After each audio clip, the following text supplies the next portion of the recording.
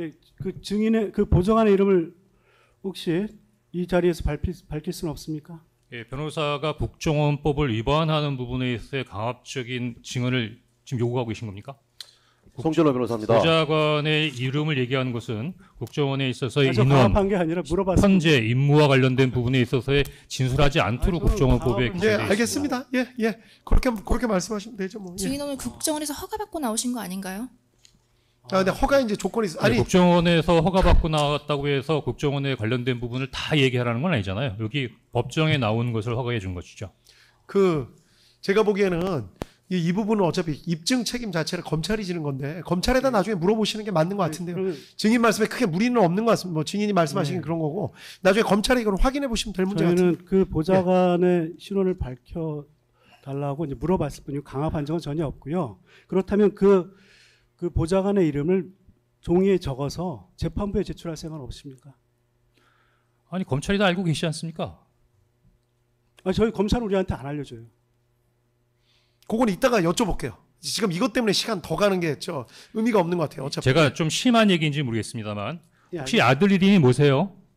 예? 아들이나 딸 이름이 뭐세요? 라고 물어오면 아니, 이심이 공개적인 법정에서 왜 제 딸 아들 이름을 물어봐요? 라고 대답하실 수 있을 텐데 저도 그 보좌관이 어떤 형태로든 간에 개인의 국정원 직원으로서의 보안만이 아니라 개인적인 프라이버시가 있는 부분인데 그런 식으로 물어보시는 거는 저한테 상당히 과한 부분에 있어서 질문과 요청을 하시는 것 같습니다. 이 사건의 중요한 증거인 메모를 작성하는데 관여한 사람입니다. 그 부분에 대해서 사실 단순한 규명하는 프라이버시 건 문제가 특검과 아니죠. 저 이제 변호인께서 하시는 거지 여기까지 제 책임은 아닙니다. 그러면 그 증인의 이름을 재판부에 제출하는 것도 거부하시겠다고 받아들이면 됩니까?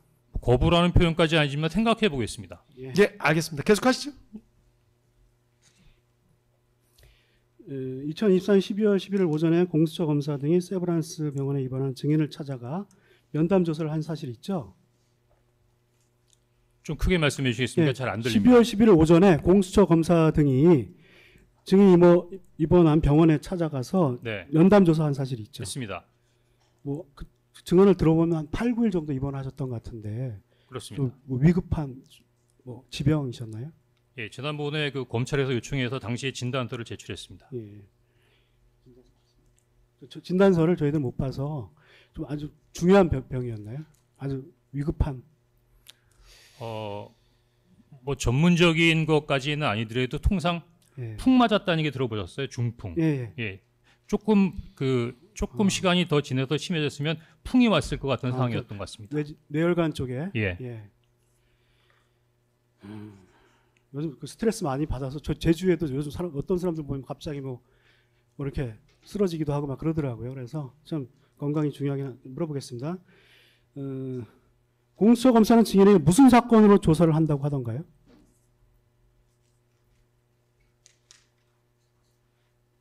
대통령의 내란 사건. 당시 내란 사건 관련된 대통령에 관한 부분에 내란 참고인으로 전 예. 기억합니다.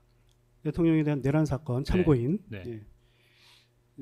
증인은 지난길 입법정에서 공수처에는 자료 제출을 하지 않았다는 취지로 증언했는데 네. 선서를 하고 증언했으니 네. 증인의 명확한 기억에 따라 증언한 것이죠.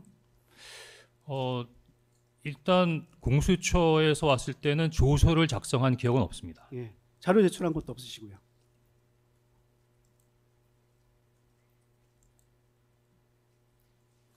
그냥 조서를 작성하지 않았기 때문에 특별한 자료를 제출하지 않았다고 말씀드렸는데 혹시 제가 뭐 특별히 메모 같은 건 보여드릴 수도 의심하지 있겠죠. 말고 잘 기억이 안 나네요. 예, 그 부분은. 만나신다고 얘기하시고.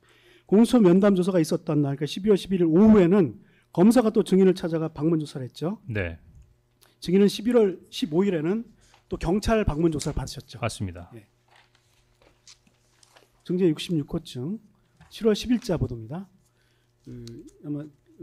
그리고 증제 67호증, 9월 3일자 보도입니다. 이게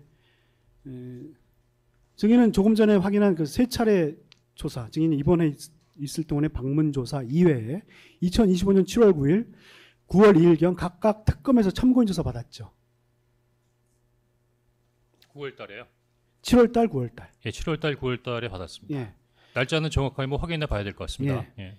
증제 66호증 7월 10일자 보도, 그리고 67호증 또 보도 제시하고요. 언론 보도에 따르면 증인은 2025년 7월 9일경에는 약 13시간 동안 그 대통령인 피고인의 정치인 체포 지시와 증인의 비아폰 기록이 원격 삭제된 정황에 대한 조사를 받았고 2025년 9월 1일경에는 비상계엄 선포 직후 국정원 상황 및 조태용 국정원장으로부터 사직을 요구받는 과정에 관한 조사를 받은 것으로 되어 있는데 맞습니까? 네, 그렇습니다. 예. 그 두 개는 생략하고요. 이건 뭘까?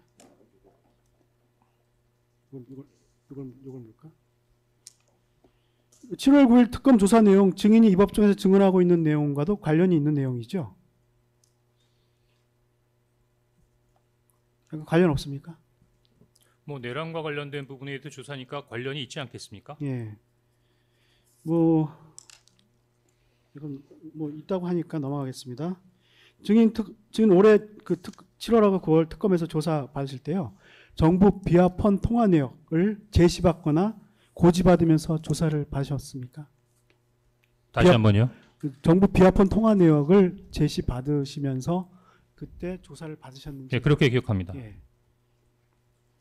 지금까지 확인한 조사가 있잖아요. 이렇게 3번 입원했을 때 받으시고 특검에서 이렇게 2번 조사를 받으시고 이외에 다른 수사기관에서 별도의 조사를 받은 사실이 있으신가요? 없습니다.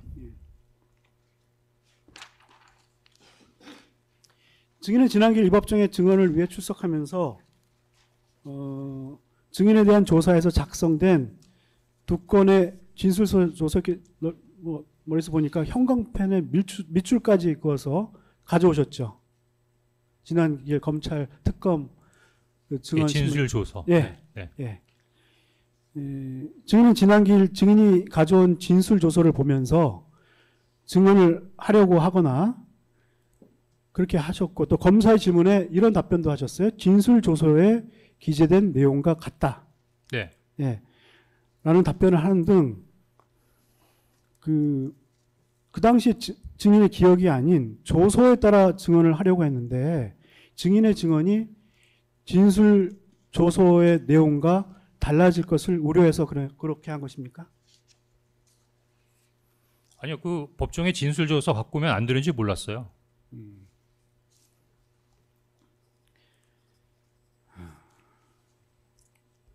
저는 이렇게 진술 조서 갖고 와서 증언하시는 경우는 뭐 1년 전의 얘기니까 혹시 기억이 안 날 수 처음 있다 봐가지고요. 생각해서 한번 예.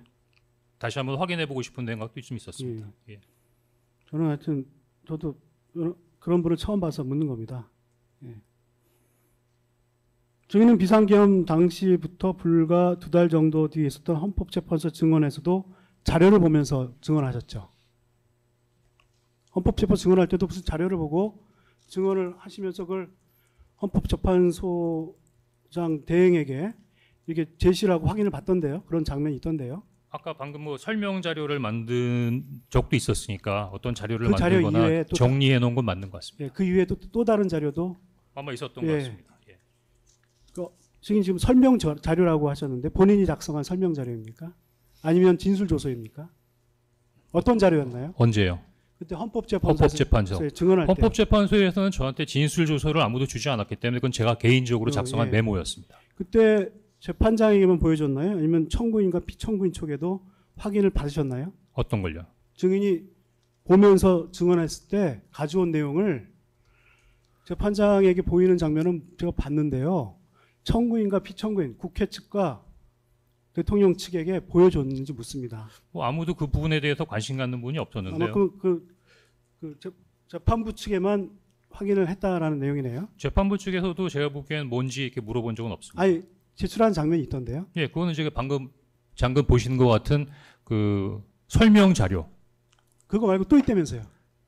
최초에 제가 갖고 있었던 3차 메모. 그 메모 원본. 말고 또 다른 게 있었냐고 물었습니다. 딴 거는 기억 안 납니다. 기억이 안 나요? 없는 것 같습니다. 재판부에 뭐 특별히 제출한 건. 예, 증인은 국정원 1차장 근무하면서 증인 개인 휴대전화 쓰셨고 국정원 내부에서 사용하는 국정원 비아폰 쓰시고 또 정부 주요 인사가 통화할 수 있는 정부 비아폰 이렇게 하셨죠? 네. 증인은 대통령으로부터 먼저 이제 결론적으로 좀 먼저 확인을 할게요. 대통령으로부터 방첩사가 정치인을 검거하는 것을 도우라라는 얘기는 직접 듣지 못했죠. 네. 증인은 대통령으로부터 대통령이 방첩사의 임무를 부여했으니 국정원에서 그 임무를 도우라라는 얘기도 직접 듣지 못했죠. 네. 증인이 기억하는 여인영의 요청, 그 워딩은 위치 추적 내지 확인을 도와달라는 것이었죠. 네. 검거를 체포를 도와달라는 얘기도 했습니다. 체포를 도와달라라는 말도 했다는 거예요. 네. 워딩 자체로. 네. 네. 언제에서 증언하는 걸 보면 위치 추적 내지 확인을 그때 도와달라라는 얘기를 들었을 뿐이지 체포를 도와달라는 얘기는 안 하신 것 같은데요. 헌재에서 네, 한 재판관께서 그 관련된 사항을 꼼꼼히 물어보셨거든요. 네, 그 중에 하나가 뭐냐면 제 3차 메모의 마지막에 체포 지원? 체포 요청? 그런 메모가 있어서 그게 체포를 지원해 주는 것이지 어떻게 체포를 국정원이 직접 하는 거냐라는 워딩이 있으셨잖아요. 네. 예, 그 내용 참고하시면 되겠습니다. 그러니까 체포를 도와달라, 검거를 도와달라라는 네. 말은 들었다. 네.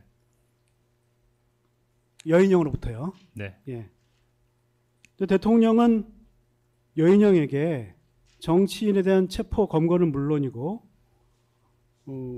위치 추적 내지 확인도 지시하지 않았는데 알고 있습니까? 모릅니다. 대통령은 여인영에게 모릅니다. 예. 모르시죠?